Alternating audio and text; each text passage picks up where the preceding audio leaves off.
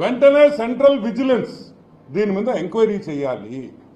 విజయసాయి రెడ్డి దగ్గర, విజయసాయి రెడ్డి ఇంట్లో Google takeout ద్వారా ఇతను నిజంగా మదన్ మోహన్ గారు అక్కడికి వెళ్ళారా లేదా, ఆయన చెప్పిన టైంలో ఆయన ఇంటికి వెళ్ళాడా లేదా, ఆయన అక్కడి నుంచి వైజాగ్ వచ్చాడా లేదా అనే పూర్తి విషయాలు ఈ ఎంక్వైరీ చేస్తే బయటకు వస్తాయి. సరే, జిల్లా విషయం బయటకు వస్తే ఎందుకు విజయసాయి రెడ్డి ఆమెకు డబ్బులు ఇచ్చాడు అనేది ఒకటి బయటకు వస్తుంది. ఏమేమి పనులు చేయించుకున్నారో వైజాగ్లో, ఏ ల్యాండ్స్ దొంగతనం చేశారనే విషయం కూడా అన్నీ కూడా బయటకు వస్తాయి. సో వెంటనే దీని మీద మనం విజిలెన్స్ ఎంక్వైరీ మనం అడుగుతున్నాం.